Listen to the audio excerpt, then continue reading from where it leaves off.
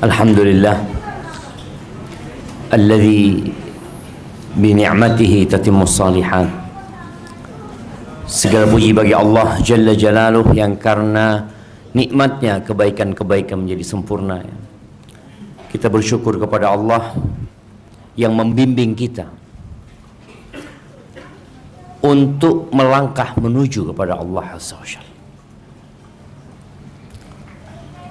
Allah berfirman, fafirru ilallah. Kalian kaburlah menuju kepada Allah Azza wa Jalla. Tinggalkan segala sesuatu yang hanya akan memperlambat langkah kaki kita menuju kepada Allah. Dan subhanallah ya, dari luasnya kasih sayang Allah kepada hambanya, di dalam sebuah hadis qudsi Allah mengatakan, man taqarraba ilayya shibran taqarrabtu ilaihi dhira'an. Barang siapa yang mendekatkan diri kepadaku sejengkal, dia melangkah sejengkal menuju kepada Allah Azza wa Jalla, maka Allah akan lebih dekat lagi sama dia sehasta. Kalau ternyata kita lebih dekat lagi, wa man taqarraba ilayya dhira'an taqarrabtu ilaihi ba'an. Kalau orang yang mendekatkan diri kepada Allah, dia meninggalkan hal-hal yang menghalangi dia dari Allah Azza wa Jalla sejarak satu hasta, maka aku akan lebih dekat kepada dia dengan jarak satu depa. Satu depa ya? Apa segini namanya? Satu lengan. Selengan jemaah. Hasta depa kan? Masya Allah, kita udah lupa sama hitung-hitungan dulu jemaah. Waman atani yamshi ataitu harwala. Barang siapa yang mendekatkan dirinya kepada aku dengan berjalan, maka aku akan datang kepada dia dengan berlari-lari kecil. Artinya semakin kita dekat sama Allah, Allah semakin dekat sama kita. Maka semoga hadirnya kita di majelis ini menjadi salah satu sarana kita untuk lebih dekat sama Allah Azza wa Jalla. Allahumma salli wa sallim ala abdika wa rasulika sayyidina wa maulana Muhammadin wa ala alihi wa ashabihi ajma'in. Ya Allah, semoga salawat dan salam, berkah dan nikmat senantiasa Engkau curahkan untuk hamba kekasih-Mu, untuk baginda Nabi kita Muhammad alaihi salatu wassalam, untuk keluarga beliau, untuk istri-istri beliau, untuk putra-putri beliau, dan untuk seluruh sahabat Nabi. Semoga Allah meridai kita bersama mereka. Amma ba'd. Apa tema kita petang ini? Dia yang salah. Sebuah kebiasaan buruk ya. Manusia itu sulit untuk mengaku salah. Dia lebih suka menyalahkan orang lain. Ini salah dia, bukan aku yang salah. Ini gara-gara dia. Dalam kehidupan suami istri, dalam kehidupan pertemanan, dalam kehidupan bertetangga, dalam kehidupan pekerjaan kita, kita itu lebih mudah menjudge orang lain. Dia yang salah, Ustaz, bukan aku. Apalagi dalam rumah tangga ya. Hampir sulit seorang suami mengaku kalau dia yang salah. Siapa yang sering ngaku salah? Masya Allah. Coba tanyakan kepada istrinya nanti. Sahih, berat sekali. Padahal kita tahu tabiat manusia itu berbuat salah. Sehingga tatkala terjadi keributan, terjadi sesuatu yang tidak mengenakan antara kita dengan keluarga kita, kita harus tahu bahwa kita tempatnya salah. Bukan dia tempatnya salah, kita yang tempatnya salah. Apa kata Nabi SAW dalam hadis yang diriwayatkan oleh Al-Hakim, kullu ibni Adam khata'. Semua anak Adam itu melakukan salah. Khata itu bukan khati. Artinya dia melakukan salah yang diulangi lagi, yang diulangi lagi. Afwan, yang punya mobilio H1227RZ, H1227RZ, mobilio warna hitam. Mungkin punya tetangga mungkin. Karena parkir di atas kendaraan orang lain. Di atasnya bang. Masya Allah, keren ini bang. Parkir di depan rumah orang. Orangnya nggak bisa keluar. Tolong kita nggak mulai nih, karena kita zolim sama orang. Tolong 1227. Warna apa bang? Warna hitam, hitam manis. Masya Allah, tuh jamaah. Tolong. Antum nggak perlu keluar, kasihkan kuncinya aja. Kunci ke anak, biar anak ini. Halo. H Mungkin mama bang. 1227RZ, minta tolong. Karena kasihan kita kalau kita mulai kajian di luar orang sedang menunggu kita. Anak minta tolong. H1227. Tuh. Yang di atas ada nggak? Mama. H1227. Mama. Mama ada di atas. Mobilio warna hitam. H1227. Iya pak. Aduh. Oh, Pak, kasih aja alhamdulillah. kunci ya pak, biar kita pindahin. Aduh Ustaz. Masya Allah. Ini pengumuman mobil keberapa? Keberapa? Kesekian kalinya kan? Masya Allah. Alhamdulillah. Yang salah itu yang punya rumah. Kok mau keluar sekarang gitu kan? Dia yang salah. Yang punya rumah. Allahu Akbar. Naam jamaah. Tuh kita lebih mudah bagi kita menyalahkan orang lain. Padahal kita tempatnya salah. Kullu ibni Adam khata'. Semua melakukan kesalahan. Wa khairul khata'in at-tawwabun. Sebaik-baiknya orang yang melakukan kesalahan adalah yang ngaku salah. Jadi kalau bicara yang bertobat, pertobatan itu permulaannya adalah pengakuan. Orang gimana akan tobat kalau dia nggak ngaku berbuat salah? Makanya ada orang yang bertahun-tahun berbuat salah nggak tobat. Kenapa? Boleh jadi dia nggak ngaku salah memang. Pernah baca berita tentang seorang tetangga yang nyiram kotoran ke depan rumah tetangganya, ya. Ini itu pokoknya mengganggu tetangganya. Apakah dia mengaku dia salah? Enggak. Yang salah itu tetangganya. Kok tinggal di sana engkau? Ya karena ternyata ketika Anda baca berita itu, dia ingin rumah itu sebenarnya dibeli dia. Kok engkau yang beli? Jadi yang salah siapa? Yang belilah, kata dia. Astagfirullahaladzim. Maka dia bertahun-tahun nggak pernah tobat, karena dia tidak mengaku dia yang salah. Maka Nabi alaihissalatu wassalam mengatakan, wa khairul khata'in at-tawwabun. Sebaik-baiknya orang yang berbuat salah adalah yang kembali kepada Allah. Dia mengakui, menyesali, meninggalkan, bertekad untuk tidak mengulangi. Itu sebaik-baiknya orang yang berbuat salah. Kemudian di dalam hadis yang diriwayatkan oleh Imam Muslim dari Yazid bin Asam dari Abu Hurairah radhiyallahu anhu qala Rasulullah sallallahu alaihi wasallam walladzi nafsi biyadihi. Nabi bersumpah alaihi salatu wassalam, demi Allah, demi yang jiwaku berada di tangannya, laulam tudhnibu la dhahaballahu bikum.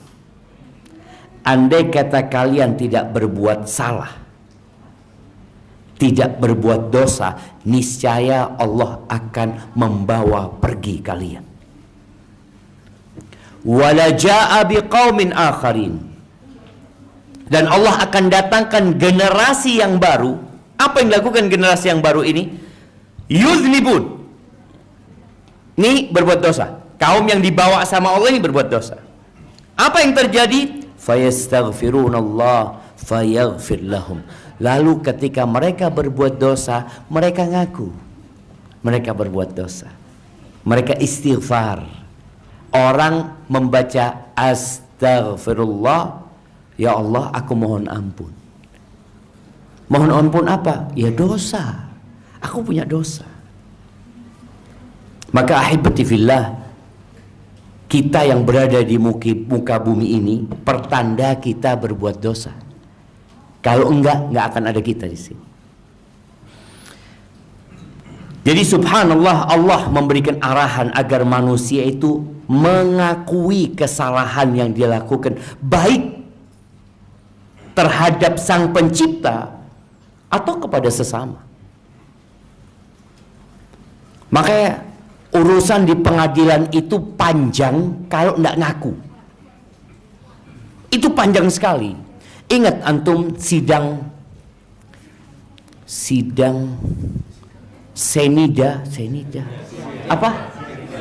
Sianida. Berapa lama sidangnya itu jemaah? Berbulan-bulan live. Anak ngomong kayak apa ini? Sampai di live kan. Terakhir Sambo. Lama juga loh sidangnya terus. Kenapa? Karena memang nggak ngaku. Ini yang menyebabkan orang lain susah, hakimnya susah, pengacaranya susah, yang nonton melok susah. Iki sopo sing salah sebenarnya. Ketika mengaku selesai, sidang yang akan mungkin 10 kali pertemuan, ndak Pak, saya sing salah Pak. Wis, mari. Loh, besok ndak usah sidang, ndak usah Pak. Kesian ini orang punya keluarga, punya anak. Tapi gara-gara banyak manusia yang tidak mau mengaku, bahkan dia bayar pengacara untuk menutupi dosa dan kesalahan yang dia lakukan, dia hanya akan menambah dosa di atas dosa. Kalau dia bertobat dan ngaku, selesai. Ahibati fillah, di surat Ali Imran ayat 56 insyaallah.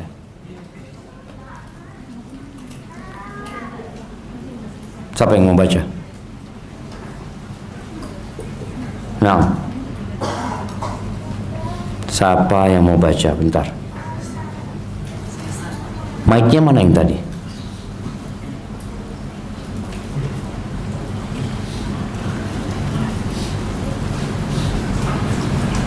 Nah, awan bukan 56, ayat 165 jam. 165. Nah, tafadhal. Mana mic-nya tadi? Baik. Ya, silakan siapa yang mau baca? Yang dekat-dekat aja ini biar mic-nya ya kasihkan ke ya, fadhal. Tapi jemaah, Anda minta semua kalau punya HP dibuka Qur'annya ya. Surat Ali Imran ayat 165 ya.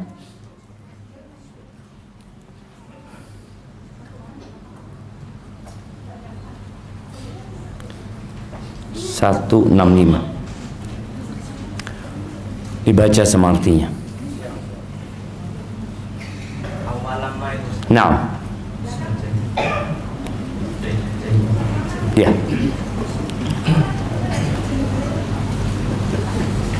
أعوذ بالله من الشيطان الرجيم بسم الله الرحمن الرحيم أولما أصابتكم مصيبة قد أصبتم مثليها قلتم أنى هذا قل هو من عند أنفسكم إن الله على كل شيء قدير صدق الله العظيم. Artinya dibaca. Kecuali semua sudah paham bahasa Arab ya, tidak usah dibaca artinya. Nah, fadhal. Langsung aja. Dan mengapa kamu heran ketika ditimpa musibah kekalahan pada perang Uhud, padahal kamu telah menimpakan musibah 2 kali lipat kepada musuh-musuhmu pada perang Badar. Kamu berkata, dari mana datangnya kekalahan ini? katakanlah itu dari kesalahan dirimu sendiri. Sungguh Allah Maha Kuasa atas segala sesuatu. Barakallahu fikum. Kita lihat nih, generasi terbaik umat ini. Di tengah-tengah mereka ada Rasulullah SAW, ada Abu Bakar, ada Umar, ada Utsman, ada Ali. Ketika mereka kalah di perang Uhud, mereka bertanya, "Anna hadza? Kok bisa kita kalah? Bukankah kita yang berada di atas kebenaran? Bukankah mereka di atas kebatilan? Bukankah kita sedang membela agama Allah? Mereka membela kekufuran. Kok bisa kita kalah ini?" Apa kata Allah? "Qul huwa min 'indi anfusikum." Katakan itu gara-gara kalian. Ini pelajaran untuk mengakui kesalahan. Sampai generasi terbaik dikasih arahan sama Allah untuk ngaku. Karena orang kadang-kadang, kok iso kayak gini ya? Kenapa ya? Loh, penyebabnya dirimu sendiri. Kalian yang bermaksiat, kalian yang gak nurut. Allah katakan, minkum man yuridud dunya wa minkum man yuridul akhirah. Sebagian kalian menginginkan dunia, sebagian kalian menginginkan akhirat. Kalian penyebabnya. Subhanallah jemaah. Ini benar-benar pelajaran yang harus kita cerna dan kita terapkan dalam kehidupan ini. Tak kala ada sesuatu, jangan kemudian menyalahkan yang lainnya. Kok introspeksi diri? Jadi engkau masalahnya. Kemudian kalau kita lihat ya, ketika Nabi Adam alaihissalam dikeluarkan dari surga, manusia pertama yang diciptakan, Nabi yang diutus oleh Allah Azza wa Jalla dan dipilih, bahkan Allah berbicara langsung dengan Nabi Adam alaihi salatu wassalam. Nabi Adam makan dari buah tersebut. Apakah Nabi Adam mengatakan, "Oh iki setan iki, gara-gara setan ini"? Kita sering seperti itu. Apa kata Nabi Adam? Qala, bersama istrinya Hawa, Rabbana zalamna anfusana. Wahai Rabb kami, kami yang menzalimi diri kami sendiri. Langsung ngaku jemaah. Bukan cari alasan ini dan itu. Oh ini gara-gara ini, gara-gara itu. Engkau yang salah. Qala Rabbana zalamna anfusana wa illam taghfir lana wa tarhamna lanakunanna minal khasirin. Kalau engkau tidak mengampuni kami, kalau engkau tidak mengasihi kami, niscaya kami akan menjadi orang-orang yang merugi ya Allah. Ngaku aja. Ini pelajaran dari seorang nabi. Kemudian Nabi Musa alaihissalam. Kita tahu bagaimana Nabi Musa yang meninggalkan Mesir ketika beliau melihat ada keributan antara satu orang dari Bani Israel dan satu orang Egypt, Qibti. Ribut. Akhirnya yang dari kaumnya Nabi Musa minta tolong sama Nabi Musa. Fawakazahu Musa faqadha alaih. Nabi Musa mendorong dadanya orang ini, mati orang itu. Dari kuatnya Nabi Musa. Apakah kemudian Nabi Musa mengatakan, aduh tak sengojo, ini itu. Beliau mengatakan, hadza min amali syaitan. Dia langsung ngaku, ini kerjaannya setan. Artinya yang dilakukan beliau ini nggak boleh sebenarnya. Setan yang ingin menggoda kita. Beliau ngaku, beliau digoda sama setan. Dan ini perbuatan dari perbuatan yang tidak pantas dilakukan sama beliau. Innahu aduun mudullim mubin. Setan itu musuh yang menyesatkan dengan nyata. Lalu apa kata beliau? Beliau minta maaf sama Allah. Qala Rabbi inni zalamtu nafsi. Wahai Rabbku, aku menzalimi diriku sendiri ya Allah. Aku berbuat dosa ya Allah. Faghfirli, ampuni aku ya Allah. Beliau hanya ketika menyebutkan ini dari pekerjaan setan, itu sebagai bentuk pengakuan yang dilakukan nggak benar. Maka kalau beliau memohon ampun kepada Allah, apa yang terjadi? Faghfara lahu. Diampuni sama Allah. Selesai. Hanya dibutuhkan pengakuan dari kita, kemudian lisan kita akan mengatakan Rabbighfirli. Allah ampuni jemaah. Innahu huwal ghafurur rahim. Sesungguhnya Allah itu Maha Pengampun dan Maha Pengasih. Kejadian ini diingat sama Fir'aun. Ketika Nabi Musa, berapa tahun Nabi Musa meninggalkan Mesir? Jamaah, anak kasih hadiah. Berapa tahun Nabi Musa? Nah, 10 tahun. Masya Allah. Kasihkan kepada beliau ini jamaah. Kirimkan ke belakang. Nggak ada apa-apa itu yang bisa anda kasih. Masa mau kasih bunga antum? Paling nggak antum minum zen itu insya Allah.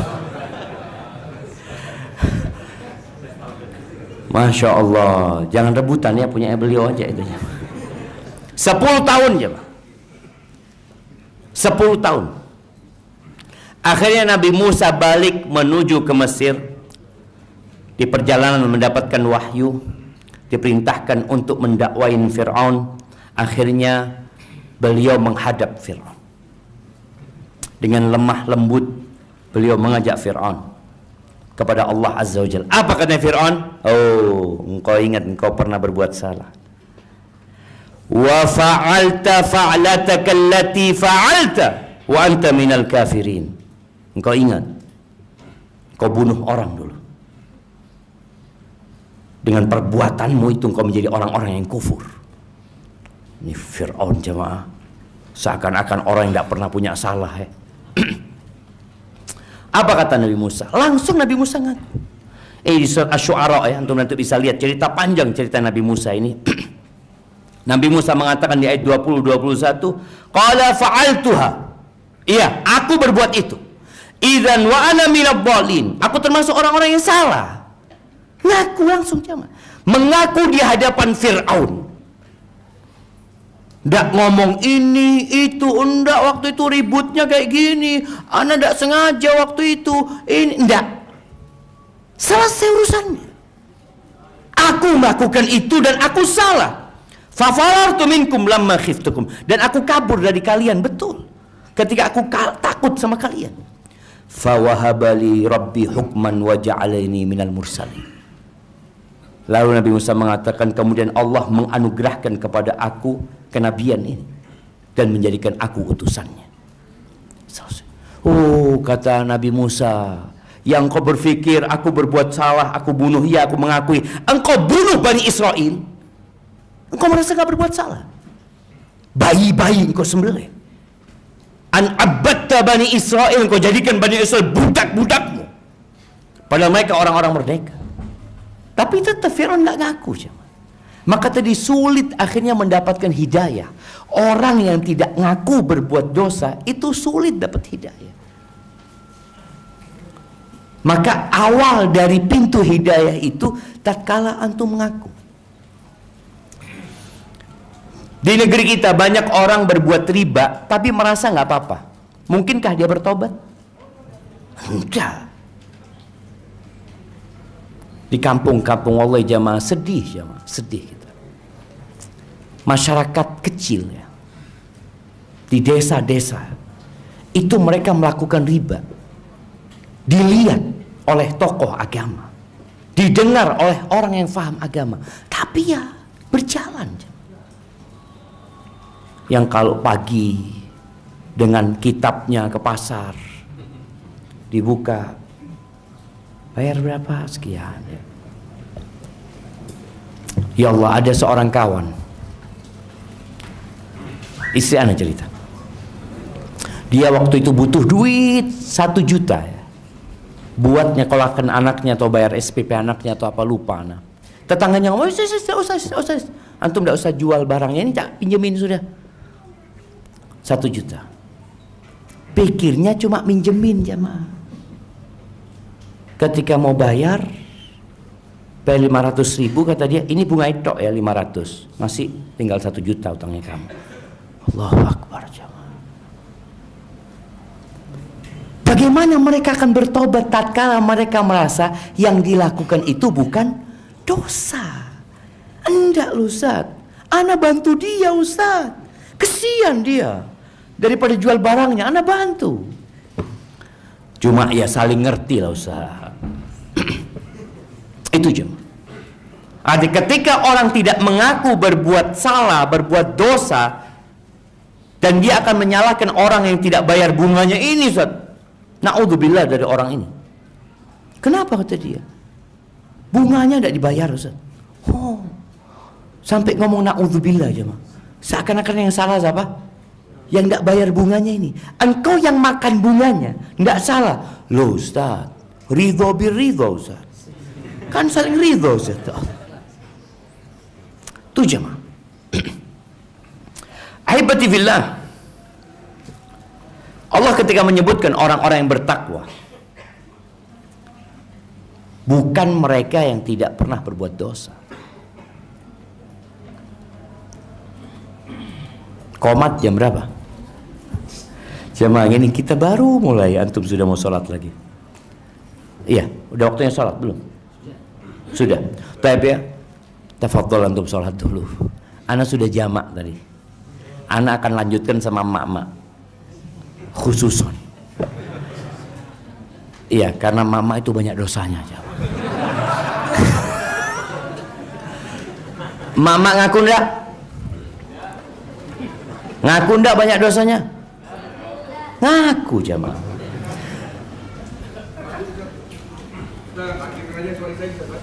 Sholat isya'nya. Kita di sini nanti sholat isya'nya. Siap. Taib. Oh, ternyata antum juga banyak dosanya jamaah. Makanya antum harus ada di sini sama ana. Sama kita punya banyak dosa. Taib. Tolong dibaca surat Ali Imran ayat 135. Nah, al-mic ma'ak. Mikrofonnya. Nah. 135 ya. Ali Imran 135 sama dengan yang tadi.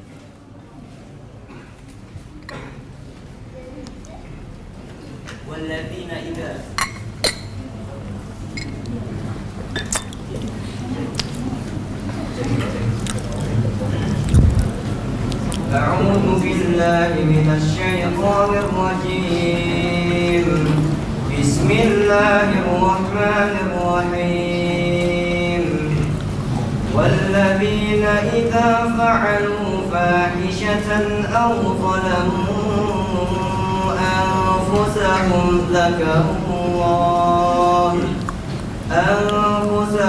ذكروا الله فاستغفروا لذنوبهم ومن يغفر الذنوب إلا الله ولم يصروا على ما فعلوا وهم يعلمون. Barakallahu fikum. Artinya?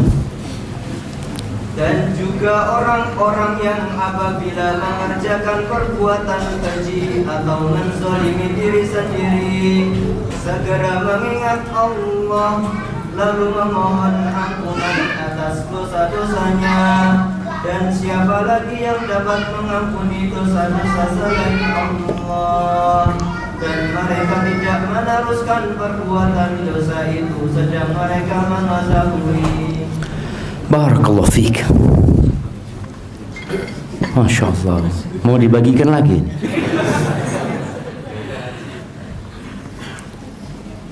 Kita lihat tuh jamaah.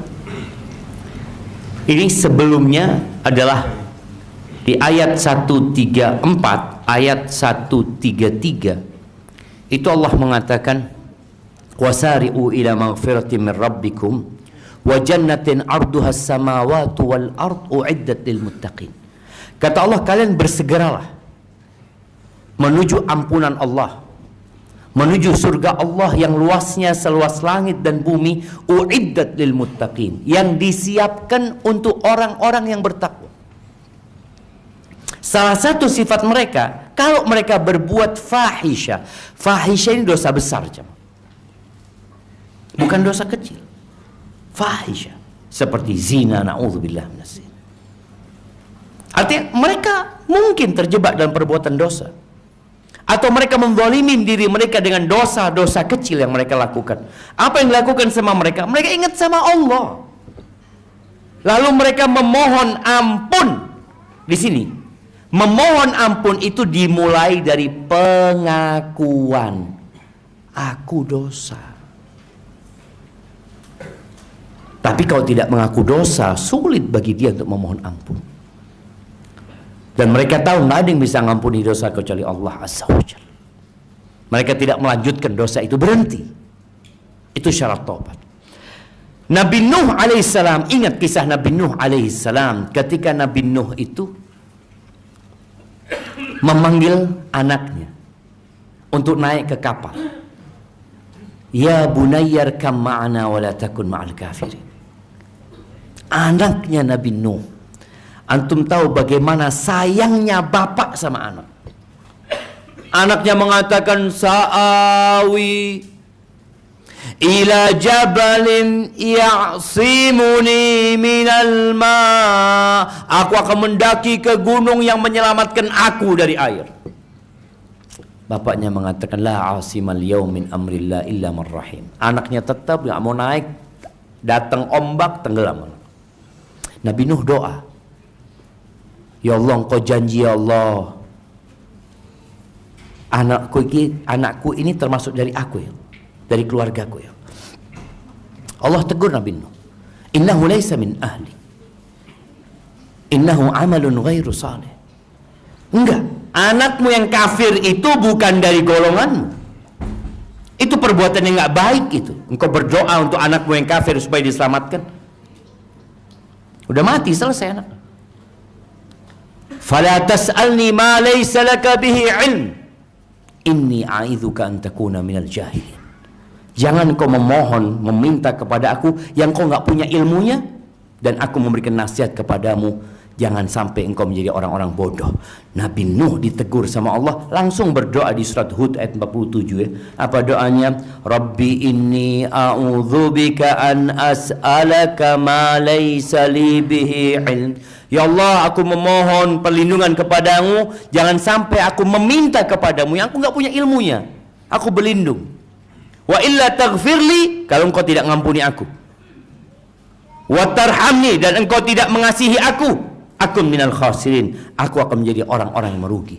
Nabi Nuh tidak mengatakan, ya Allah, aku sudah berdakwah selama 950 tahun ya Allah, mengajak umat kepadamu. Nggak ada. Kita kadang-kala sering mengingat kebaikan-kebaikan kita dengan harapan dosa dan kesalahan kita ini tidak apa-apa. Enggak, jangan. Ini masalah besar di diri kita. Tatkala kita mengingat kebaikan kita, lupa dengan dosa yang kita lakukan. Ngaku, selesai urusannya. Dalam kehidupan rumah tangga, ketika ada ini, tenang rumah tangga itu. Ketika setiap orang tahu, iya, aku berbuat salah, aku punya salah. Seorang ayah, ketika dapat anak durhaka, kok iso anakku durhaka? Coba engkau lihat, boleh jadi engkau yang durhaka sama orang tuamu dulu. Boleh jadi engkau yang tidak mendidik anak-anakmu dengan benar.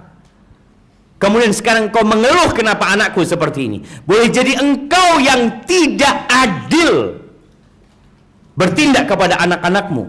Kemudian engkau menyebabkan sebagian mereka benci dan memusuhi yang lainnya. Engkau sebabnya. Tapi banyak orang tidak ngaku loh jamaah. Makanya ketika datang seorang kepada Nabi SAW, bawa anaknya, dia ngomong, ya Rasulullah, aku ini mau kasih hadiah sama anakku ini. Bashir nama bapaknya, anaknya Nu'man.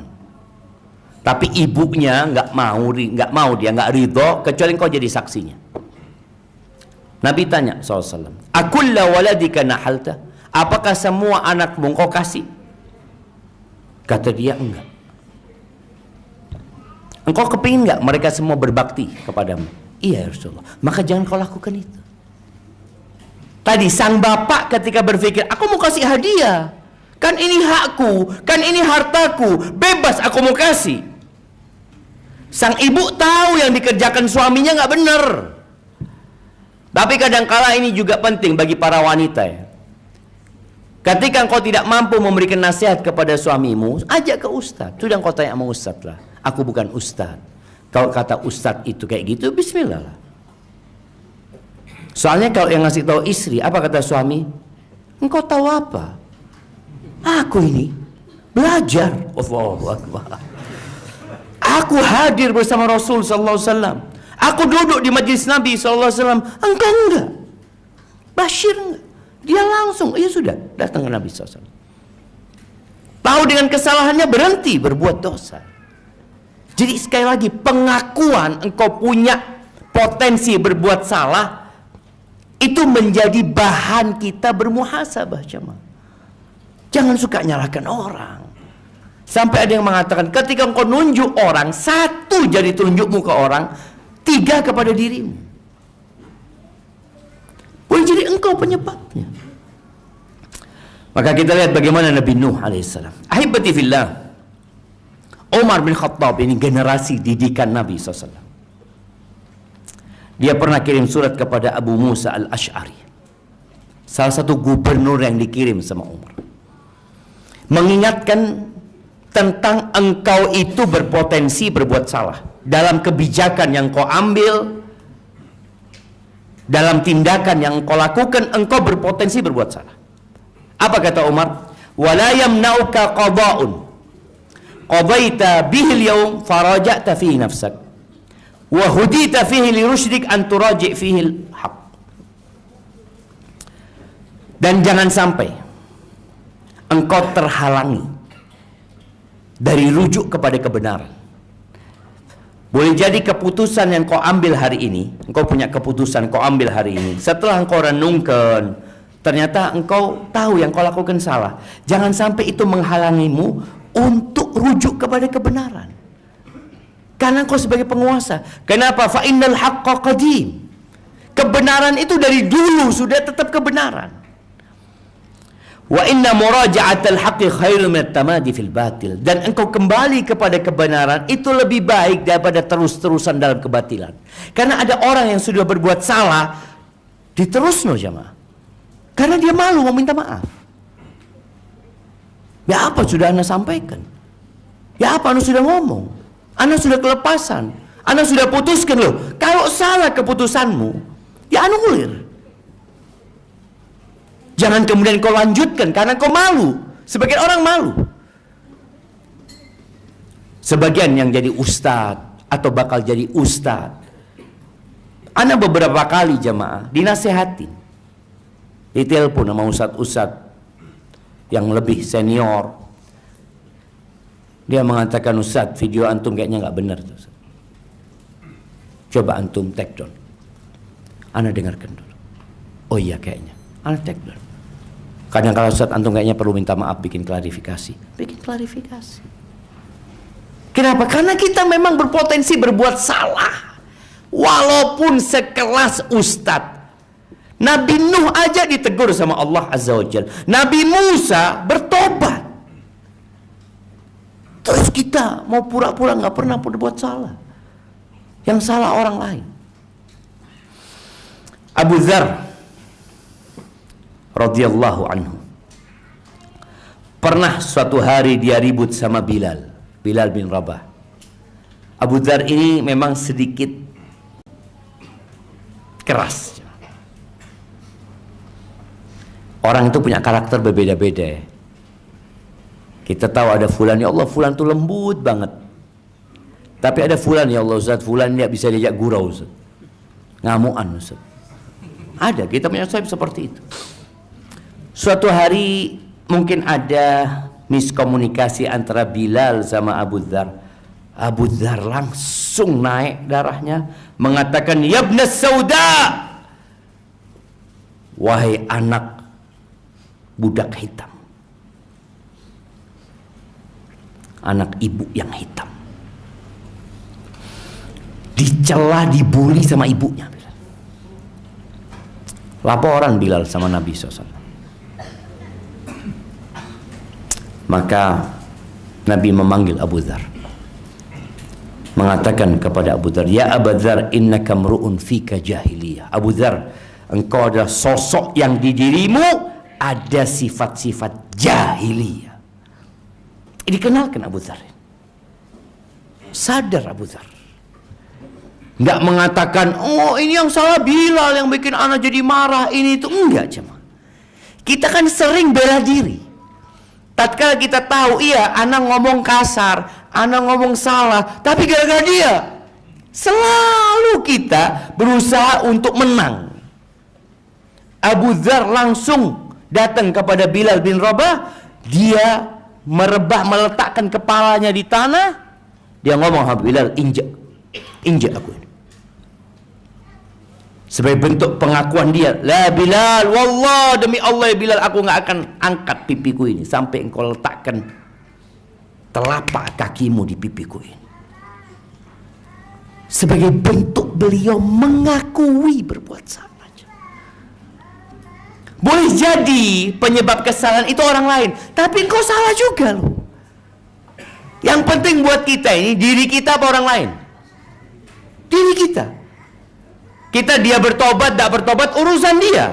Tapi engkau yang bakal ditanya sama Allah Azza wa Jalla atas dosa-dosa yang kau lakukan. Ahibati fillah, Nabi mengajari kita fikih pengakuan yang dianjurkan dibaca tiap pagi dan petang. Apa? Sayyidul istighfar. Bagaimana kita mengatakan, Allahumma anta rabbi, la ilaha illa anta khalaqtani, wa ana abduka, wa ana ala ahdika wa wa'dika mastata'tu. Ya Allah, engkau adalah Rabbku ya Allah. Tiada Tuhan yang berhak disembah kecuali engkau. Engkau yang menciptakan aku hambamu, dan aku berada di atas perjanjian dan kesepakatan selama aku mampu, semampuku ya Allah. A'udzubika min syarri ma sana'tu. Aku berlindung kepadamu dari keburukan yang aku lakukan, yang aku buat. Abu'u laka bi ni'matika alayya. Aku mengakui ya Allah nikmat-nikmat yang kau berikan kepada aku, wa abu'u bi dzambi, dan aku mengaku dengan dosa-dosaku. Artinya nikmat yang kau berikan kepada aku balas dengan dosa-dosa ya Allah. Ngaku jemaah. Pagi kita ngaku, sore kita ngaku, besok pagi kita ngaku lagi, sore besok kita ngaku lagi, terus kita disuruh ngaku sehari 2 kali. Tapi kadang-kala kita baca ini, tapi masih nyalahkan istri kita. Iku dek sing salah. Loh, antum doa abu bidzambi faghfirli. Enggak Ustaz, ini tetangga yang salah Ustaz. Iya wis tonggone sing salah. Jemaah, kita diajarin untuk tidak mudah. Urusan kita lah. Wala taziru waziratu wizra ukhra. Orang yang berbuat dosa, dia yang akan menanggung dosanya. Bukan tetanggamu berbuat dosa, engkau yang akan menanggung. Sebagaimana dosa yang kau lakukan, bukan tetanggamu yang nanggung, kita. Maka kita harus belajar bagaimana mengakui dosa kita. Abu Bakar As-Siddiq radhiyallahu anhu. Siapa yang tidak kenal dengan Abu Bakar Siddiq? Yang kata Umar bin Khattab, kalau imannya Abu Bakar ditimbang dengan imannya umat ini, lebih berat imannya Abu Bakar Siddiq radhiyallahu anhu. Dia datang kepada Nabi SAW mengatakan, "Ya Rasulullah," ini hadis riwayat Imam Bukhari ya, "Allimni du'aan aqra'uhu fi salati." Ya Rasulullah, ajarkan kepada aku sebuah doa yang aku baca ketika aku sholat. Abu Bakar yang dijamin masuk surga, yang imannya seperti itu, yang Nabi SAW pernah mengatakan, "Ma nafa'ani malun, ma nafa'ani malu Abi Bakar." Gak ada harta yang bermanfaat buat aku seperti hartanya Abu Bakar. Semua orang yang pernah berbuat baik kepadaku, aku sudah balas, kecuali Abu Bakar. Nabi mengatakan itu. Hanya Allah yang bisa balas dia. Tapi ini Abu Bakar minta doa. Apa doanya? Kata Nabi SAW, "Qul," katakan Abu Bakar, "Allahumma inni zalamtu nafsi zulman katsira." Ya Allah, sesungguhnya aku menzalimi diriku banyak kali. Ya Allah, jemaah. Abu Bakar suruh ngaku, jemaah. Disuruh mengatakan itu. Yang sudah dijamin masuk surga. Yang ketika Abu Bakar bertanya, ya Rasulullah, Nabi pernah menjelaskan alaihi salatu wasallam tentang pintu-pintu surga yang 8.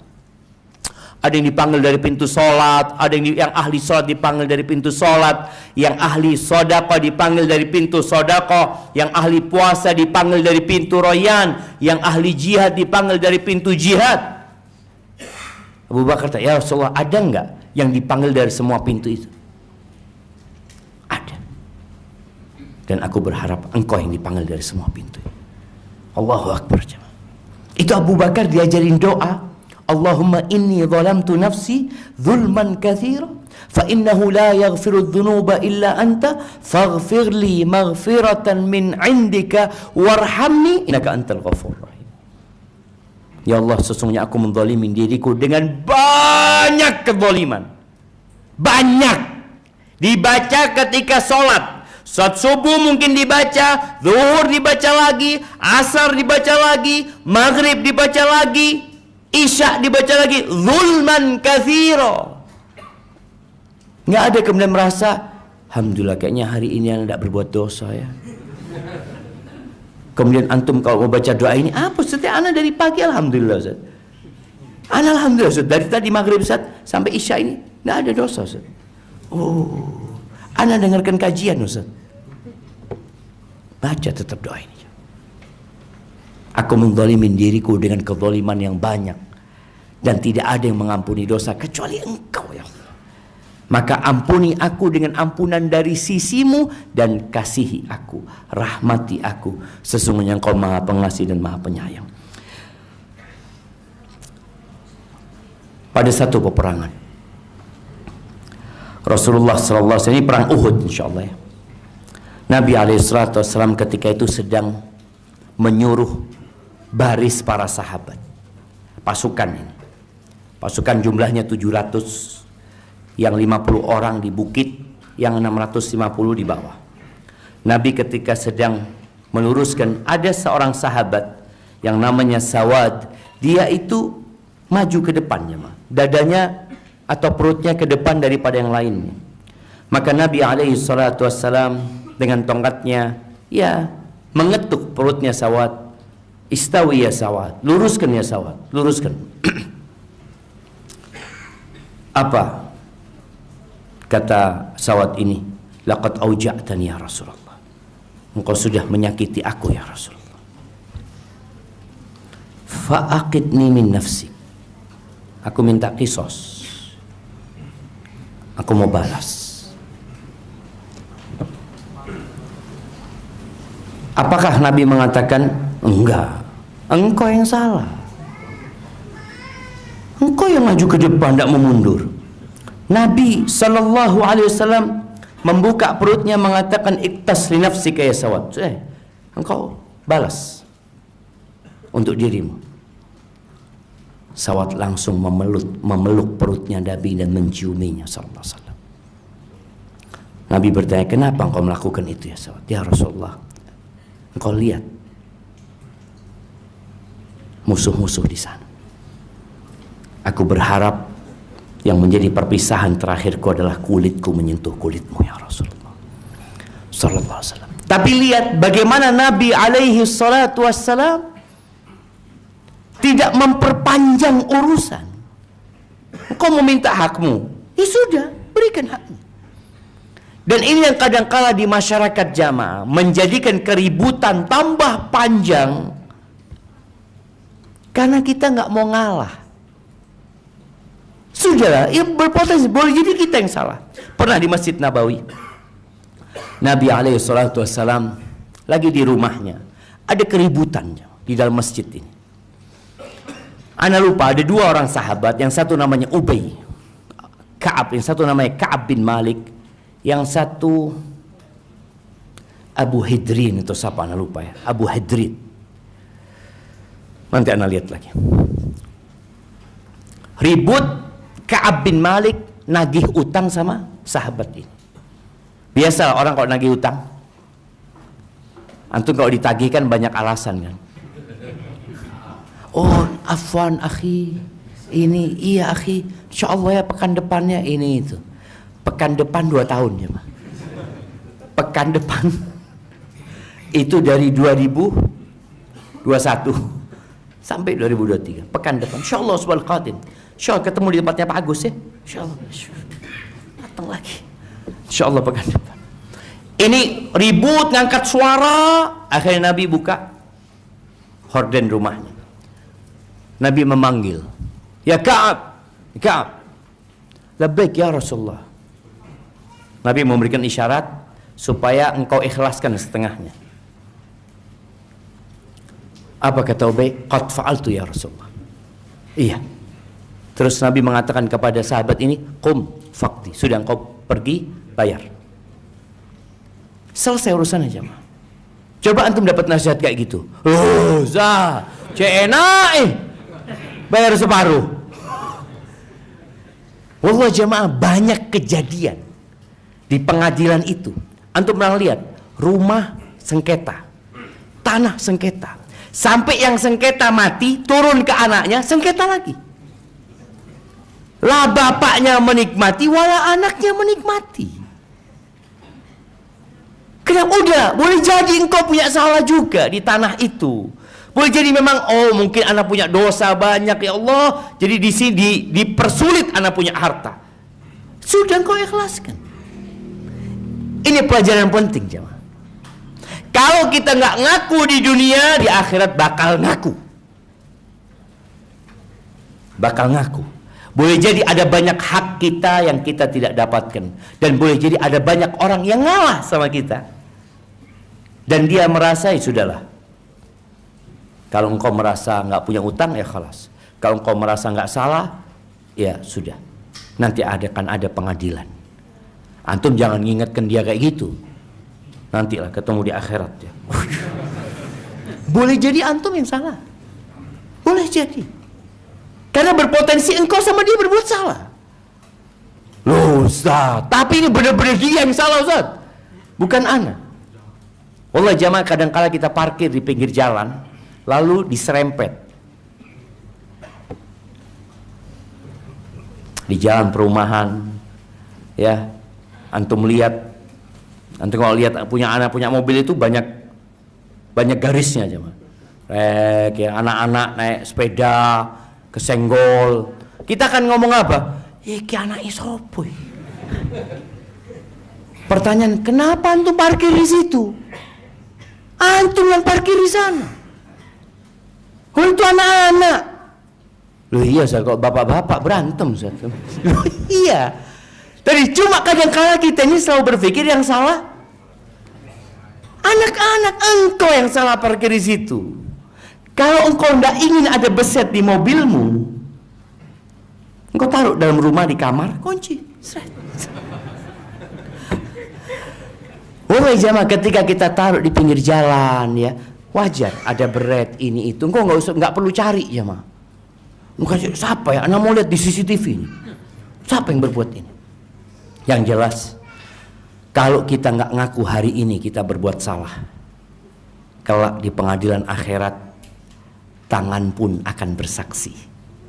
Orang kalau berbuat salah itu biasanya akan menghilangkan barang bukti, bahkan saksi dia bunuh. Tapi di akhirat saksi adalah dirimu sendiri. Kulitmu menjadi saksi. Engkau bisa berbuat apa? Nggak ada. Maka sebelum hari itu tiba, saatnya kita mengaku kesalahan kita. Jangan terlalu sering menyalahkan orang lain. Boleh jadi dia salah 20%, antum 80%. Atau sebaliknya. Dan hidup ini kita perlu punya satu pegangan yang Allah Azza wa Jal mengarahkan Nabi SAW. Allah mengatakan kepada Nabinya SAW, khudhil afwa wa'mur bil urfi wa'arid anil jahilin. Khudhil afwa, ambillah maaf itu sebagai bekal perjalanan hidupmu. Jadilah orang yang pemaaf. Wa'mur bil urfi, perintahkan kepada kebaikan. engkau jadi orang pemaaf, engkau jadi orang yang mudah meminta maaf, engkau perintahkan kepada kebaikan, wa'arid anil jahilin, dan berpalinglah dari orang-orang bodoh. Jangan ribut sama orang bodoh. Ada sebuah permisalan jamaah tentang di sebuah hutan. Di sebuah hutan ada keributan antara monyet sama keledai. Anak pernah ceritakan di sini mungkin atau di tempat lain. Monyet sama keledai ribut.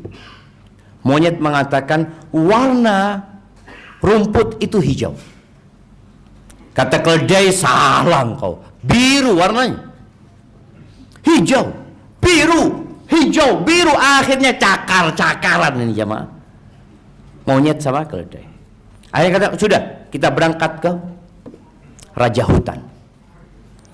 Datang ke singa, ngomong si monyet, raja, saya berdebat sama keledai sampai ribut. Keledai ini mengatakan warna rumput itu biru dan saya mengatakan hijau. Siapa yang benar? Kata raja hutan ini, keledai, engkau yang salah. Sudah engkau dihukum 1 bulan atau 1 tahun keluar dari hutan. Selesai urusannya. Suatu hari ketika waktu penghukumannya ini dilakukan, singa ini jalan sama monyet, mengantarkan keluar hutan. Singa ini ngomong, nyet. Iya apa ngomongnya jamaah? Nyet. Semua penghuni hutan ini tahu warna rumput itu hijau. Kenapa engkau debat sama keledai? Kan dia berpikir yang salah siapa? Keledai. Yang salah engkau. Wis bodoh kayak ini diajak debat.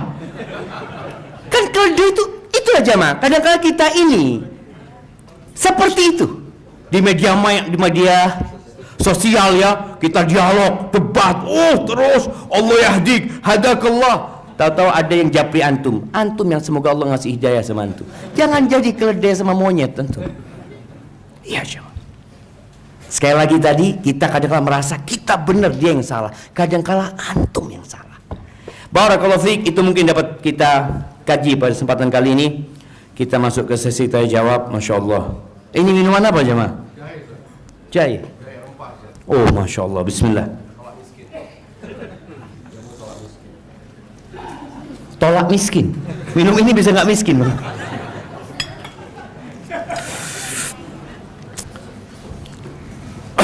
Bismillah. Istri ana, bukan istri ana jamaah. Ini pertanyaannya. Cuma karena pertanyaannya nggak pakai assalamualaikum wala apa, langsung istri ana. Anda pikir istri ana? Enggak kayaknya. Istri ana masih umur 20 tahun. Dia nggak ngomong dia umur berapa. Dan selalu iri melihat teman-temannya yang masih bisa sekolah lagi, kuliah, dan juga nongkrong-nongkrong. Istri izin sama anak untuk kuliah lagi, padahal anak masih kecil. Dan kami sudah bertekad tidak menitipkan anak ke babysitter. Mohon nasihatnya Ustaz. Syukron, jazakumullah khairan. Ya, jamaah, kita punya masalah, tapi masalah ini insya Allah bisa diselesaikan. Anda nggak tahu ya, kalau mungkin anak salah tolong ditegur. Di Indonesia ini ada nggak kuliah yang lulus jadi istri? Lulus jadi istri atau jadi ibu? Belum ada kan? Yang ada kuliah lulus jadi bidan, jadi dokter, jadi insinyur, jadi istri tidak ada. Inilah penyebab banyak orang akhirnya nggak bisa jadi istri. Ya harapan Anda mudah-mudahan ke depan lah. SMA itu anak-anak sudah diajarin, ada materi nanti mudah-mudahan ke depan. Yang mungkin ada di dinas pendidikan ya, bisa memasukkan di materi SMA, semua SMA, pelajaran menjadi istri dan menjadi ibu. Kenapa? Karena di negeri kita ini ada aturan menikah, batasan umur paling muda menikah itu umur 19 tahun kan, buat perempuan. Itu lulus SMA kan? Ya seharusnya ketika dia lulus sudah siap. Banyak anak-anak ini siap untuk berzina tapi tidak siap untuk menikah. Masya Allah, semangat banget tentu. Diajarin ini itu enggak. Jadi apa yang harus antum lakukan sama istri antum? Antum duduk sama istri antum, berbicara tentang tujuan hidup ini. Kenapa kita hidup dan untuk apa kita hidup? Kita hidup bukan untuk bersenang-senang, tapi kita hidup untuk berjuang. Jelaskan tentang hal itu. Kemudian yang kedua, ajak istri antum melihat orang-orang yang lebih susah dari dia. Penyebab orang tidak menerima keadaan dan tidak bersyukur itu karena melihat ke atas. Dia berpikir teman-temannya seneng masih iso kuliah, iso nongkrong-nongkrong, padahal temannya nunggu ada yang melamar. Ndak ono sing melamar. Lu iya lu jemaah. Ada yang sampai bekerja setelah kuliah, dia bekerja sampai umur 30, 35, nggak ada yang melamar dia. Engkau lihat nih, engkau mau kuliah nanti berujung seperti itu. Atau engkau lihat orang-orang yang hidupnya lebih susah, lah sekolah, wala punya keluarga, dan hidupnya menderita. Dan yang ketiga, engkau berikan perhatian lebih kepada istrimu. Karena kadangkala setelah engkau ajak istrimu melihat kepada yang dibawa, ajak dia jalan-jalan, jangan dia berteman dengan orang-orang yang hanya akan membuat dia menderita. Iya jemaah. Datang ke teman yang istri orang kaya itu kadangkala buat menderita. Kalau antum habis ngajak istri ke rumah orang kaya, pulangnya mampir ke rumahnya orang-orang yang susah sebelum sampai rumah. Jadi itu insya Allah sampai rumah dia nggak lagi ngomong, bang, Allah bang, lihat karpetnya bang, dari Turki bang. Ajak ke rumahnya orang yang pakai tikar. Jadi kan jadi ngomong dia. Kau lihat tadi yang pakai tikar, iya bang ya, sohi pakai tikar rumahnya orang itu. Itu jemaah. Jadi kadangkala kita melihat ke atas, menderita kita jemaah. Allah menderita.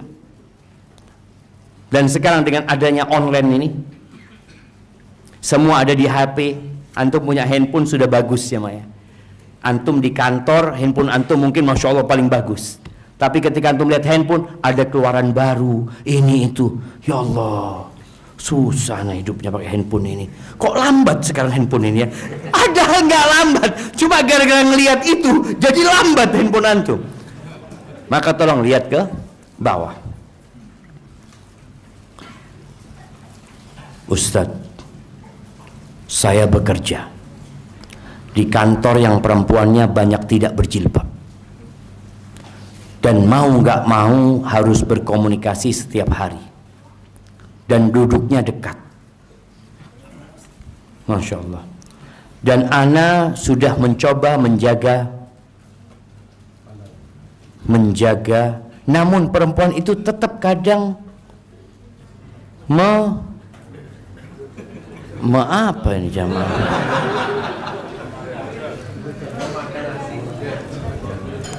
Coba apa ini?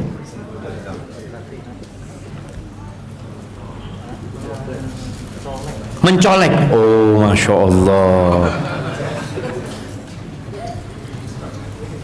Mencolek atau menepuk. Apa yang harus saya lakukan? Apakah harus resign? Jamaah, antum mengatakan yang salah perempuan itu kan? Iya Ustaz, salah dia. Anda tidak salah Ustaz. Antum berada di tempat yang salah. Iya. Kalau antum mau bertahan di tempat itu, ya antum harus bisa mendakwain mereka kepada kebenaran. Jadi kalau antum berada di tempat itu dalam kondisi antum berpikir, oh saya mau cari uang Ustaz, saya nggak ngurusin itu, antum tiap hari dicolek. Oh enggak, anak nggak salah Ustaz, dia yang salah. Allahu Akbar. Enggak. Antum kalau mau tetap di situ, amar ma'ruf nahi mungkar.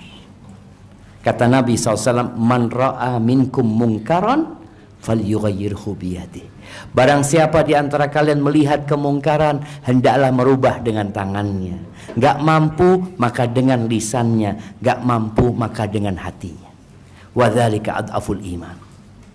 Karena boleh jadi antum ketika dicorek pertama, kedua, antum merasa dia yang salah. Lama-kelamaan antum rindu, kok gak ada yang nyolek ya?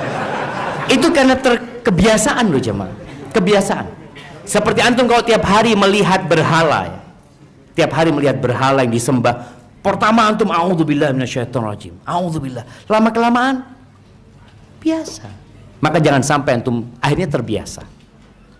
Maka kalau antum tetap mau bertahan di situ, antum harus bisa amar ma'ruf nahi mungkar dan menjaga mereka, menyampaikan kepada mereka sebagai seorang muslimah seperti apa, dan tunjukkan anta muslim. Ana, masya Allah jamaah, ana senang banget dengan cerita ini. Cerita seorang pemuda yang ada di lift ya, di Eropa apa di Amerika, ana lupa ceritanya.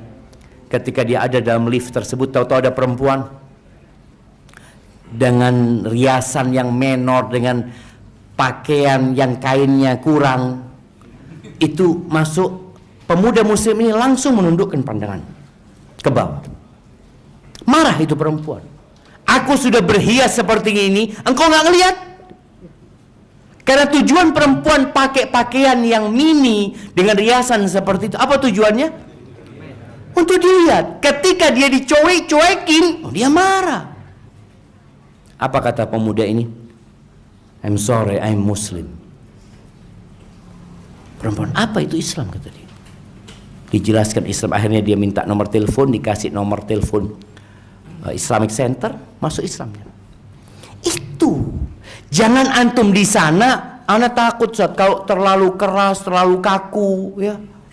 Nanti, gimana kan nggak enak sama harim-harim itu. Allah yahdikan tuh.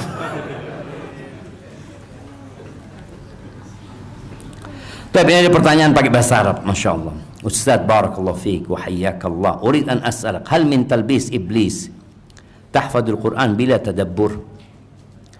Apakah termasuk talbis iblis ya? Termasuk tipu daya iblis menghafal Quran tanpa mentadabburi. Jadi begini, tadabbur itu tingkatan yang tinggi. Orang itu belajar baca dulu, kemudian selesai bisa baca, dia menghafal. Dan usahakan antum lihat umur antum berapa. Kalau anak-anak kecil belum bisa tadabbur, anak-anak itu menghafal, nalarnya belum. Makanya kadang-kala kita melihat ya, pelajaran di beberapa sekolah itu pelajaran yang boleh jadi kurang tepat. Anak masih kecil disuruh merenungkan, dikasih apa? Kasih tulisan cerita tentang apa, lalu dikasih pertanyaan. Apa artinya ini? Apa artinya ini? Apa artinya ini? Loh, anak kecil tuh belum bisa. Akhirnya dia kalau mau jawab itu, baca lagi kan? Dicariin jawabannya. Oh ini jawabannya. Ini jawabannya. Padahal anak kecil itu suruh ngafal aja. Suruh ngafal. Umpamanya kelurahan. Kelurahan itu apa? Jelaskan. Kemudian desa. Desa itu apa? Karena dia masih kecil, belum bisa nalar. Nanti sampai waktunya dia akan nalar. Makanya di masa kecil itu anak-anak suruh ngafalin saja. Dan hafalan kita sejak kecil itu nggak hilang. Barakallahu fiik, seperti itu. Jadi kalau bicara antum mau mentadabburi, antum lihat umur antum berapa. Kalau antum sudah lulus SD, SMP, anak SMP itu sudah masya Allah, udah bisa dia. Maka nasihat anak kalau antum ngafalin Quran, yang antum hafal jangan lupa antum baca artinya. Baca artinya. Nanti udah berapa lama lupa sama artinya, baca lagi. Seperti kita jamaah baca Al-Fatihah. Antum usahakan tiap pekan itu baca Al-Fatihah dengan tafsirnya lagi. Baca lagi supaya antum lebih menghayati nantinya ketika baca Al-Fatihah. Ustadz, ASSWRWB. Jamaah, ini doa, antum jangan singkat. Kecuali tintanya tinggal sedikit. Terus jawabannya apa? WSWRWB. Ustadz, bagaimana jika ada dosa yang telah diakui dan sudah tidak berbuat salah, tapi ternyata ada juga kesalahan yang muncul, dan kesalahan itu tidak sebesar kesalahan yang dulu, tapi ternyata kesalahan yang lalu diungkit-ungkit terus dan selalu marah, khawatir kesalahan akan terulangi lagi. Iya, ini kayaknya suami istri. Iya, banyak wanita itu trauma dengan kesalahan suaminya. Dan itu wanita. Sampai kalau antum keliling dunia, memasukkan wanita itu ke sekolah paling baik ya, tetap lulusnya wanita. Bengkok. Dia itu punya fikih lupa. Fikih lupa, fikih ingat. Lupa sama kebaikan, ingat sama kesalahan. Itu perempuan. Ini bukan merendahkan wanita. Sebagian berpikir bahwasanya ketika Nabi SAW menyebutkan wanita itu bengkok, wanita itu akalnya kurang, agamanya kurang, mereka berpikir ini sebagai bentuk pelecehan buat wanita. Lah, ini sebagai bentuk pencerahan buat para suami agar tahu diri bagaimana dia bersikap dengan istrinya, agar dia sabar, agar dia tabah, agar dia tidak menuntut lebih kepada istrinya. Bojomu kayak ngono pancene. Antum udah datang saat ini loh, sama. Istri Nabi SAW di rumah Nabi piring pun pernah pecah. Bayangkan di rumah Rasul SAW. Di rumah Rasul Sallallahu Alaihi Wasallam, subhanallah, pernah suara istri lebih tinggi dari suara Nabi SAW.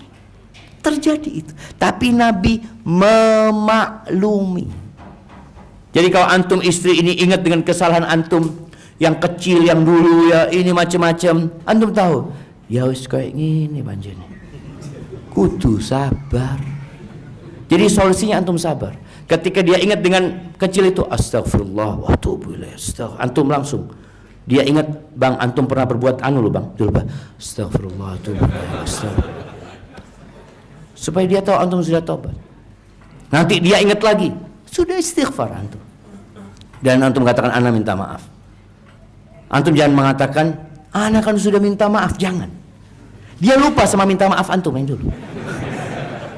Dia ingatnya sama kesalahan antum. Maka ketika dia ingat dengan kesalahan, antum jangan mengingatkan dia kalau antum sudah minta maaf. Jangan.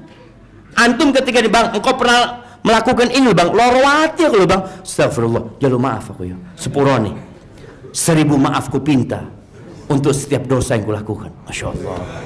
Nanti dia ngulangin lagi, engkau minta maaf lagi. Apa salahnya antum?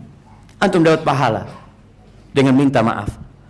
Sampai kapan Ustaz? Sampai mati. Iya loh jemaah.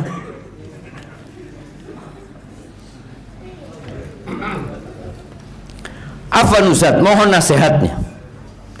Bagaimana cara menasihati orang tua yang menganggap semua amalan itu baik, semua pengajian itu sama saja, dan disebutkan banyak amalan-amalan. Jemaah, orang tua kita itu orang kuno. Iya. Dulu sebelum adanya media, kita banyak nggak tahu mana yang benar dan mana yang batil. Kita hanya tahu warisan nenek moyang. Itu yang kita ketahui. Maka wajar ketika dia beranggapan enggak, semuanya kan baik gitu loh. Semuanya ingin kebaikan.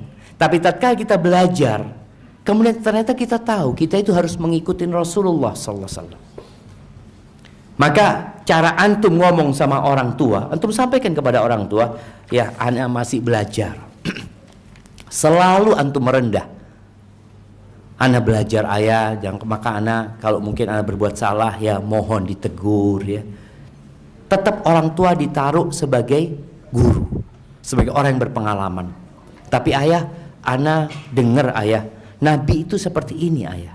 Ini coba ayah lihat ayah. Coba ayah baca, mungkin ana salah baca ayah. Jadi tetap berusaha membuat orang tua dia yang benar, kita yang salah. Ana masih ingat dengan seorang murid ya, yang dia kasih buku kepada gurunya. Cerita dosen di Madinah, dia kasih buku kepada gurunya, dia mengatakan, Pak Ustadz, ana dapat buku ini, kayaknya buku ini ana takut sesat buku ini. Mohon dikoreksi. Akhirnya seneng gurunya. Dibaca, dikoreksi, apa kata gurunya? Buku ini bagus, benar, ternyata amalan bapak yang salah selama ini. Tapi coba antum ngomong, Pak, wocon buki Pak. Ake dosamu Pak.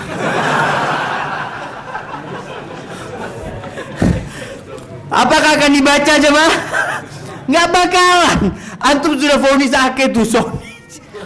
Enggak lah, antum katakan ayah, ini ayah ada buku mungkin perlu dikoreksi sama ayah. Ayah kan punya banyak waktu kosong ayah. Ayah mohon koreksi lah, nanti koreksian ayah, anak akan baca. Mudah-mudahan dengan ayah membaca itu, oh ternyata kayak gini ya. Tapi hidayah itu di tangan Allah. Antum semua tahu bagaimana Rasulullah SAW 10 tahun mendakwahi pamannya Abu Talib, 13 tahun mendakwain pamannya Abu Lahab, tapi ya nggak beriman. Kurang apa? Cara paling indah dan lembut. Tapi memang jemaah, ana pernah berceramah terus ditegur sama seseorang. Orang itu mengatakan, ya Ustadz kalau ceramah itu jangan nyinggung orang lain. Contohlah Rasul SAW. Ana ngomong, iya bang, dulu waktu ana masih mahasiswa, akhirnya ana pikir-pikir, ana ketemu dia lagi, bang, Rasul SAW itu bukan nyinggung orang lain lagi bang, diusir sama orang, dilemparin batu Nabi SAW. Ternyata memang ngasih tahu orang itu mesti ada yang tersinggung. Dan tersinggung itu bagus karena dia merasa salah. Oh berarti anak salah. Sampai ada seorang khutbah Jumat jamaah, habis khutbah Jumat diajak makan sama salah satu jamaahnya ke rumahnya. Lagi makan, Pak Ustadz tadi nyinggung ana ya. Padahal ini nyeramai wong sak masjid. Dia merasa tersinggung karena dia berbuat apa yang disampaikan sama Ustadz nih. Padahal Ustadz ini loh, aneh tidak nyinggung siapa-siapa. Kata Ustadz loh, alhamdulillah kalau antum merasa tersinggung. Mudah-mudahan antum bisa berubah untuk jadi lebih baik. Ana tadi khutbah buat semua orang gitu loh. Kalau ana cuma ceramah buat antum ya ke rumahnya antum aja. Ada apa ada ke masjid? Cuma tadi biasanya orang tersinggung ketika Allahu Akbar. Ana mau nanya tentang orang tua, dalam kurung mertua.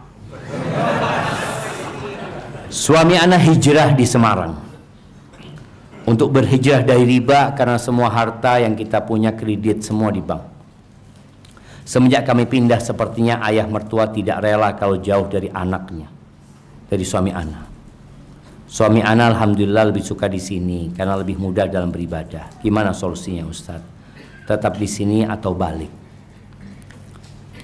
Kembali kepada kondisi ketika anak ini sudah menikah ya, kemudian dia merasa di tempat ini dia bisa beribadah, dan kalau dia berada di kampungnya dia takut terjebak dalam dosa-dosa dia lagi. Boleh jadi dia tetap, tapi kalau ternyata masalah kenyamanan saja, maka nasihat anak lebih baik kau pulang untuk berbakti sama orang tua. Dekatlah sama orang tua. Orang tua apalagi kau belum kenal dengan sunnah, orang tua mungkin belum hijrah. Boleh jadi dengan engkau dekat sama orang tua dapat hidayah. Orang tua semakin tahu, tapi ingat gak harus satu rumah sama orang tua. Kau kontrak rumah dekat sama orang tua. Karena istri juga punya hak tempat tinggal. Mungkin seperti itu solusinya. Hadza wallahu a'lam bishawab.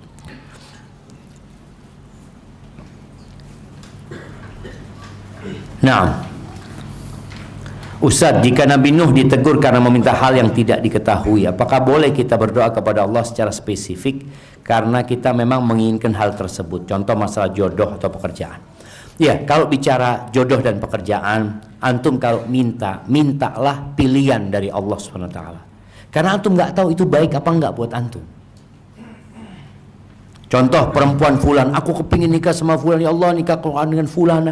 Antum sampaikan, ya Allah nikahkan aku dengan fulana kalau fulana memang baik buat aku. Karena nggak tahu antum baik apa tidak. Boleh jadi Allah berikan yang antum pinta, hidup antum menderita. Karena dalam bayangan antum wanita ini sudah baik sekali, ternyata setelah kumpul jemaah, antum tahu ternyata tidak seperti yang antum gambarkan. Maka tatkala antum minta sesuatu yang spesifik urusan dunia, tolong antum minta pilihan dari Allah.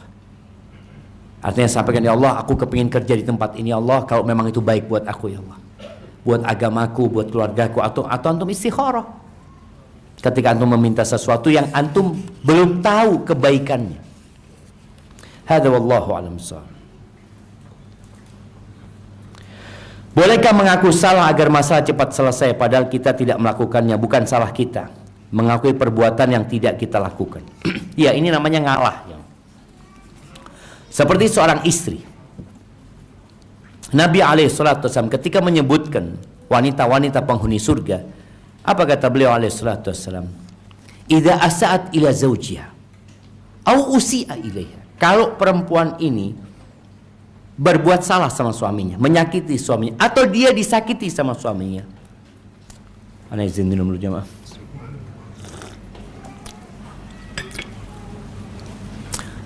Alhamdulillah. Perempuan ini datang kepada suaminya, dia letakkan tangannya di tangan suaminya sambil mengatakan, la adzuku bi ghumdin hatta tarda. Aku tidak akan memejamkan mata sampai engkau ridha. Ngalah. Boleh jadi yang salah suami, tapi kan di rumah tangga ini bukan mau menang-menangan. Apa yang diinginkan dalam rumah tangga? Ingin kedamaian. Ya udah ngalah. Antum ya sudah afwan. Kalau ana memang yang salah, ana minta maaf. Mungkin bahasanya seperti itu. Iyalah, siapa yang nggak berbuat salah? Kayaknya memang salahnya ana, ya afwan, ana minta maaf. Seperti itu. Barakallah. Izin bertanya Ustaz. Assalamualaikum warahmatullahi wabarakatuh. Waalaikumsalam warahmatullahi wabarakatuh. Pengakuan kesalahan ini baiknya secara pribadi diri sendiri, sedangkan tiap hari kita tidak pernah luput dari dosa. Bagaimana kaitannya dengan bahwa tidak perlu kita membicarakan aib atau sesuatu yang sudah ditutupi oleh Allah? Ustaz, jazakallah khairan. Iya, artinya pengakuan ini bukan ngomong sama orang. Itulah dalam agama kita. Tidak perlu pengakuan dosa kepada seorang pun, kecuali antum mau minta maaf karena antum menyalahin dia. Tidak seperti agama lain di mana seorang kalau ingin diampuni dosanya harus ngaku dulu kepada tokoh agama mereka, mengatakan saya berbuat ini, nggak perlu. Engkau akui antara engkau dengan Allah Azza wa Jalla. Syarat tobat itu 3+1. Menyesali, meninggalkan, bertekad untuk tidak ngulangin. Tapi kalau engkau punya salah sama orang, ya engkau minta maaf sama dia. Kalau ada barang yang engkau ambil, engkau kembalikan, atau engkau minta dihalalkan. Jadi kalau hanya dosa antara engkau sama Allah, nggak perlu orang lain tahu. Nggak perlu engkau sampaikan kepada istri. Istri juga nggak perlu sampaikan kepada suami. Loh Ustaz, enggak, ini kesalahan antara engkau sama Allah Azza wa Jalla. Seperti perzinaan. Ketika seorang suami berzina, kemudian dia bertobat kepada Allah Azza wa Jalla, apakah perlu dia ngomong sama istrinya? Gak perlu jemaah. Tatkala seorang wanita datang kepada Nabi SAW mengatakan, ya Rasulullah, inni hubla minaz zina. Aku hamil dari hasil zina. Nabi nggak bertanya, dengan siapa engkau berzina? Nggak ada. Urusannya urusan dia. Dia yang ngaku ya dia. Nggak dicari, ini siapa bapak biologisnya, nggak ada. Cukup antara engkau sama Allah Azza wa Jalla. Seperti itu. Hadza wallahu a'lam bissawab.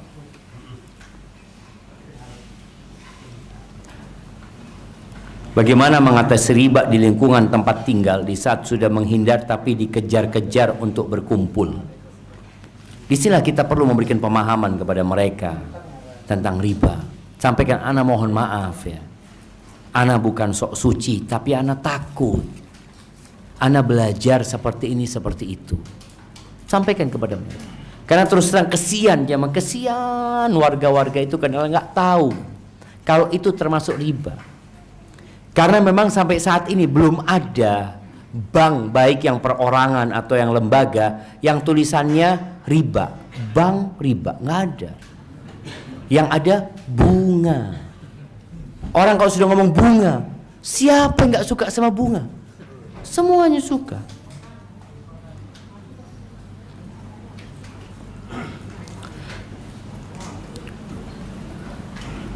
Dari beberapa tuntunan doa-doa, mulai dari urusan dunia sampai akhirat, sebagian besar berisi permohonan ampun, istighfar. Apakah berbagai masalah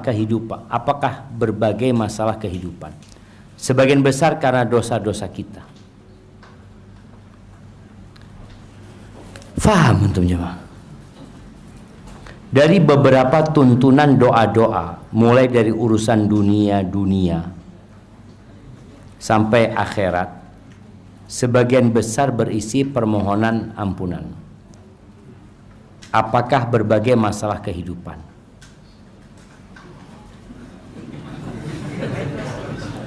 Sebagian besar karena dosa-dosa kita. Tidak paham jemaah.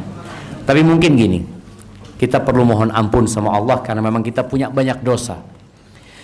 Kisah seorang yang datang kepada Hasan al-Basri ya, yang mengatakan ya dia nggak punya anak, yang satu nggak punya, susah rezekinya, yang satu karena kekeringan. Selalu dia mengatakan, kau mohon ampun sama Allah Azza wa Jalla. Karena memang Allah mengatakan di cerita Nabi Nuh alaihissalam, Nabi Nuh mengatakan kepada kaumnya, faqultu astaghfiru rabbakum innahu kana ghaffara yursilis samaa'a 'alaikum midrara wa yumdidkum bi amwalin wa banin wa yaj'al lakum jannatin wa yaj'al lakum anhara. Dikatakan kepada kaumnya, kalian minta ampun sama Allah, kalian bertobatlah kepada Allah Azza wa Jalla. Jadi istighfar ini bukan hanya lisan jemaah. Minta ampun kita sama Allah Azza wa Jalla. Bertobat kepada Allah Azza wa Jalla. Allah itu Maha Pengampun. Allah akan kirimkan hujan buat kalian yang deras. Allah akan berikan harta kepada kalian, anak-anak kepada kalian, kebun-kebun dan sungai-sungai buat kalian. Itu dengan memohon ampun kepada Allah Azza wa Jalla. Karena musibah yang menimpa kita itu biasanya karena dosa kita memang.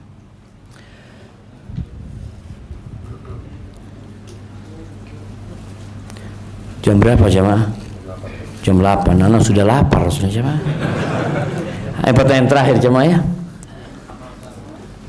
Ustaz, beberapa pekan yang lalu saya dioperasi. Sampai sekarang masih merasakan dampak operasi tersebut. Bahkan muncul penyakit lain. Saya sedih, khawatir, cemas.